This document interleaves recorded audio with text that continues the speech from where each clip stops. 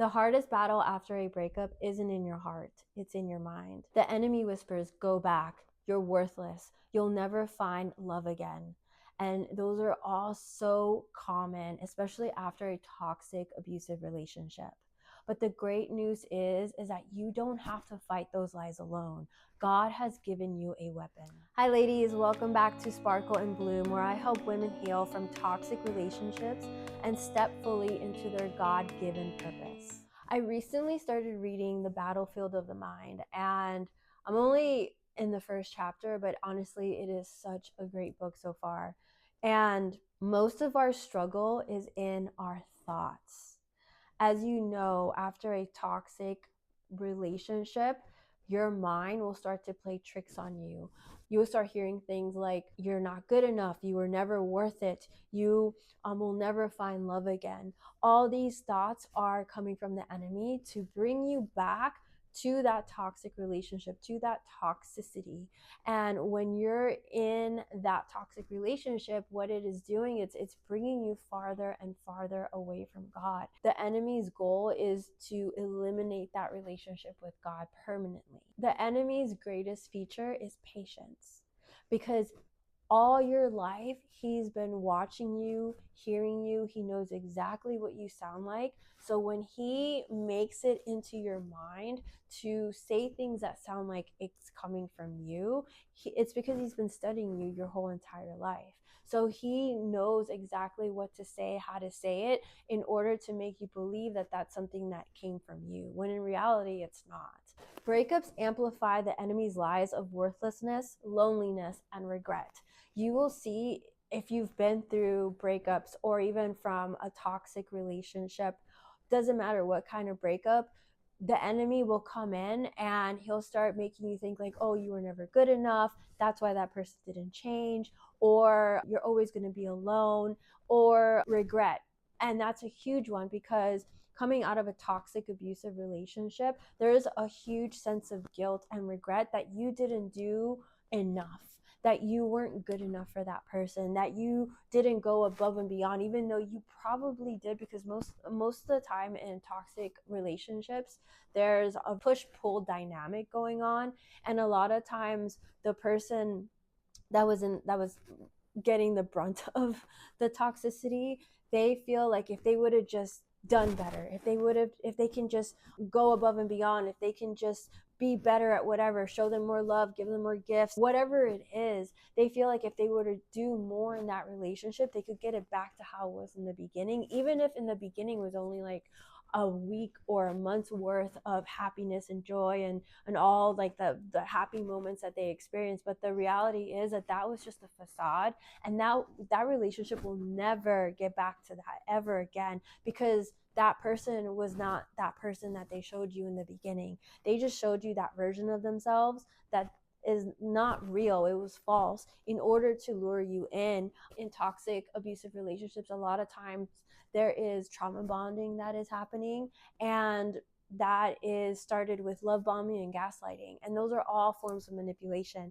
So the enemy, after the breakup, of course, he knows that when you're in that toxic relationship, that you are being pulled away from God. So he's going to try to get you to go back to that toxic relationship, or potentially, if you're in the beginning stages of the breakup and you're healing, he's going to try to get you to go and put yourself in another relationship that could potentially not be good for you. Because like I've said before, you need to give yourself, especially if you're coming out of a toxic, abusive relationship or a narcissistic relationship, he's going to try to get you to not take the time to really heal and reflect and get to a point where you grow closer to God. He's going to try to take you away from that and make you think like, oh yeah, you need to start dating right now. You're missing out. If you don't start dating right now, you're missing out on the love of your life. When in reality, it's like, no, you wouldn't go, if you broke your arm playing baseball, you wouldn't go back a week later and start playing again with that broken arm. No, you would give yourself time to heal, and then after healing, you would start doing physical therapy to get your arm back to the state that it was before you broke it. And the same goes for coming out of a toxic, abusive relationship. You are not ready to date somebody a few weeks after the breakup, even a few months after the breakup. Now, I know there are stories out there of people that where they meet someone right after and it's the perfect person. Those are amazing. And honestly, that is a gift from God. But unfortunately, that doesn't happen with everybody. Those are exceptions to the rule. Most of the time, you need a certain amount of time to heal from that toxicity, to heal from all that manipulation, to heal from all that abuse, and for you to be in a state where you will hold your standards up high and you won't allow that type of behavior anymore in your life. Because the truth of the matter is, you didn't attract that person. You allowed that person to come into your life. You allowed that behavior to persist in your life until it was cut off. And in order for you to start dating people that don't do that to you anymore, you have to make the decision in the right state of mind that you will not stand for that, and you will not subject yourself to that type of treatment anymore. And you will not allow those types of people to come into your life and be your partner. And that comes with the healing that happens. That comes with the perseverance that happens from going through the healing process. That comes from finding your identity in Christ. That comes from leaning on God and allowing Him to transform your heart and also heal it at the same time. So I know I'm going off on a tangent, but I just feel like it's all related. You only get to that point when you've gone through certain things. It's like wanting to run a 10K. If you've never run a 10K before, you're not going to do it tomorrow. You're going to train for it.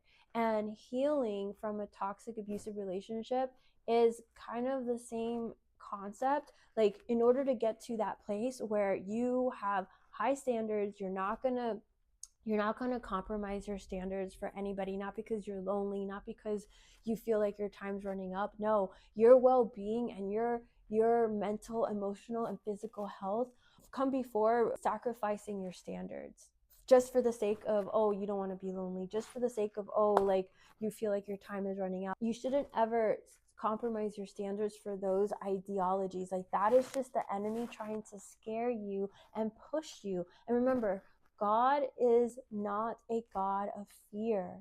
God will never rush you into anything. God will never make you think that, oh, your time is running up, your clock is running up, like you need to hurry up and find somebody and get married. No, because when you truly are following God and leaning on Him in these moments, you're going to start to realize that He's going to fulfill you in ways that no relationship could ever fulfill you. I'm not going to rush into a relationship out of fear. I'm going to wait on the Lord, because I know if He has somebody for me, then God will make it happen. I know He will. I don't need to sacrifice my standards and settle down with somebody just because I was afraid of like dying alone. That is the wrong reasons to get into a relationship. In Ephesians 6:17, it says, take the helmet of salvation and the sword of the Spirit, which is the word of God. Now, God has taken me on a journey recently in the last few months, and it started with John 17:17, where it says, sanctify them by your truth, your word is truth. And there was another verse that God revealed to me. It was John 1:1, where it says, in the beginning was the Word, and the Word was with God, and the Word was God. In Ephesians 6:17, where it says, and the sword of the Spirit, which is the Word of God, I had this revelation, and I was so excited because it was when I was reading The Battlefield of the Mind.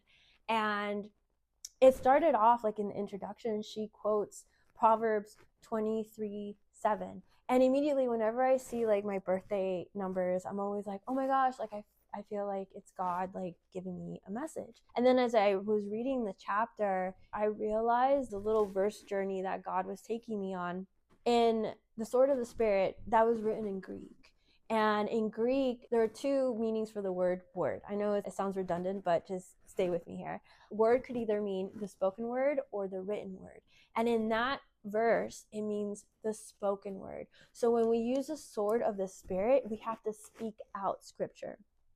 Now, if the sword of the Spirit is the word of God, and in the beginning was the word, and the word was with God, and the word was God, that verse is talking about Jesus, and that Jesus is the word. So the revelation that I received was, when we use the sword of the Spirit, we are using the word of God, and we are bringing Jesus into battle with us to defeat the enemy. So whenever you start getting thoughts in your head, you say out loud a verse that goes against it. And when you do that and you're constantly repeating that verse over and over again, you are bringing Jesus into battle with you. That was my revelation, and I thought it was so amazing, so cool, because like, honestly, it's the most beautiful thing ever, because like, we always say verses and sometimes we don't even know what they mean, you know?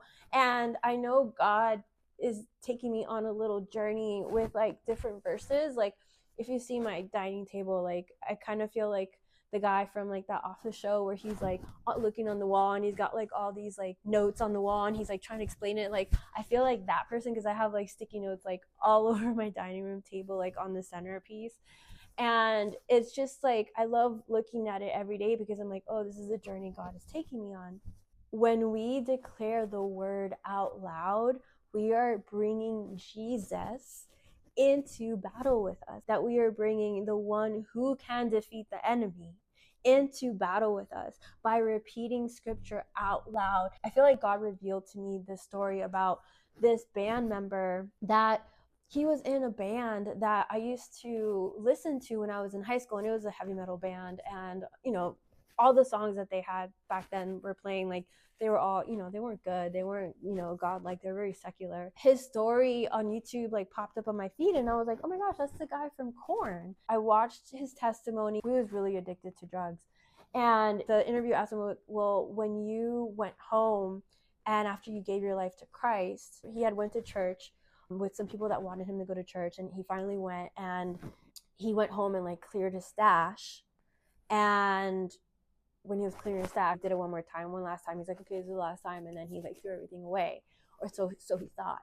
And then the interview asked him, like, well, when you kicked that addiction, like, was it instant, or did you do it again, and or, you know, whatever. He was asking like, how was it that he kicked the addiction? Like, was it God? Was it instant? He ended up saying that after that time that he threw everything away, or what he thought he threw away, he went back home and he ended up finding another stash. And immediately he was like, okay, God. And this is like, I don't know if this was like a month or a few months after he had given his life to Christ. And he was like, okay, God, I need your help. And immediately a verse popped in his mind, which I know that was God. He started walking around his home, repeating that verse out loud for I don't know how long. Like, I don't know if he said it was like 30 minutes, but like, he was doing it for a really long time, just repeating that verse over and over and over and over. Once he was done, he didn't have the urge anymore. He knew his addiction was cured. He knew that God removed that from his life. And him doing that, repeating scripture out loud for however long, like for 30 minutes, an hour, I don't know how long he did it. That was him bringing Jesus into his battle with him. That was him using the sword of the Spirit to beat his addiction. Something that has been keeping him in bondage for like majority of his like teenage life and like adult life. The other night I was like thinking about everything, and I got like a sense of fear. So immediately I started repeating, and like it was like God, like, oh, God is so great. Like, he will give you a prelude of like what you need to use. Like, he will give you signs.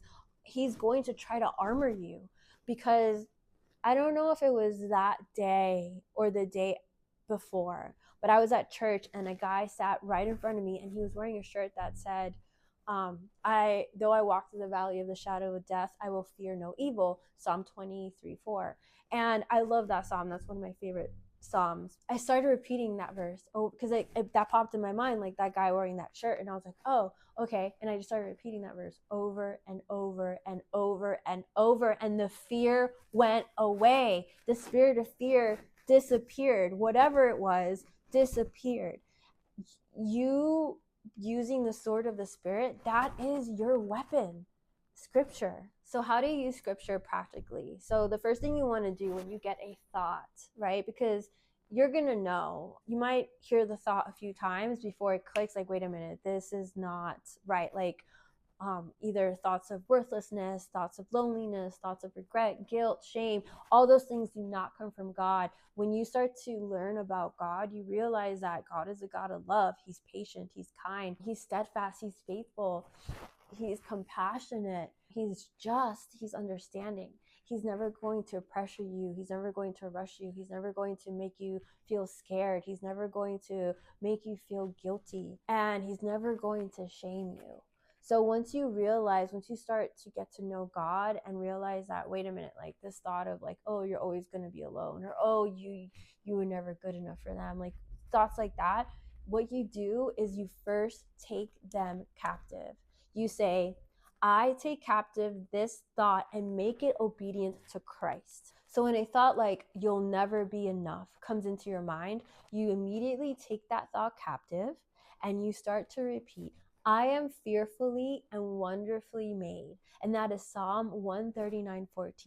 You start repeating that over and over until that thought disappears and that feeling disappears, until you feel like this sense of calm and you can feel the atmosphere change. When you hear a thought like you need Him to survive, start to repeat, the Lord is my shepherd, I lack nothing. And that is Psalm 23:1. When you feel worthless, declare, I am God's masterpiece, and that is Ephesians 2:10. The sword isn't just defensive, it cuts through lies. Speaking the word out loud activates spiritual authority. The enemy will always try to attack your mind after a breakup, but you are not powerless. Every time that you pick up the word, you are bringing Jesus into the fight. You are not fighting for victory, you are fighting from victory. That is something that really helped me establish my authority, because my authority comes from Christ. The war has already been won. I am coming from a place of victory. The enemy has no authority in my life. The enemy has no authority in your life. The whole spiritual realm is very legalistic. And once you realize that you can command them to leave, and that you can use the sword of the Spirit to fight them off, because when you do that, you're bringing Jesus into the fight, then you know that you have that authority. If you're ready to replace lies with God's truth, grab my free self-worth reset devotional down below.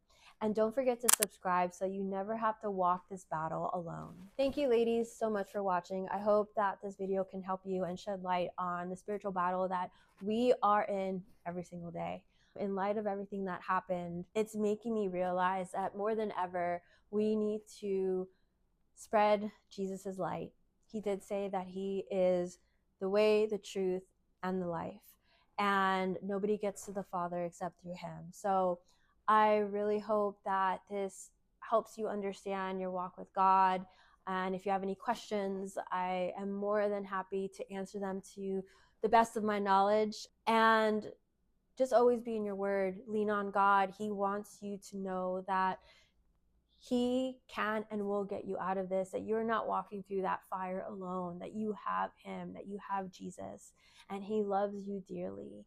I pray that God gives you the clarity to know what steps to take next, the courage to take those steps, and the confidence to know that you made the right decision. God loves you so much, and I pray that you find healing. I pray that your heart is mended back together. And I pray that most of all, that God fills you with His divine peace that surpasses all knowledge and understanding. I love you so much, and I hope you have the most amazing day, and God loves you.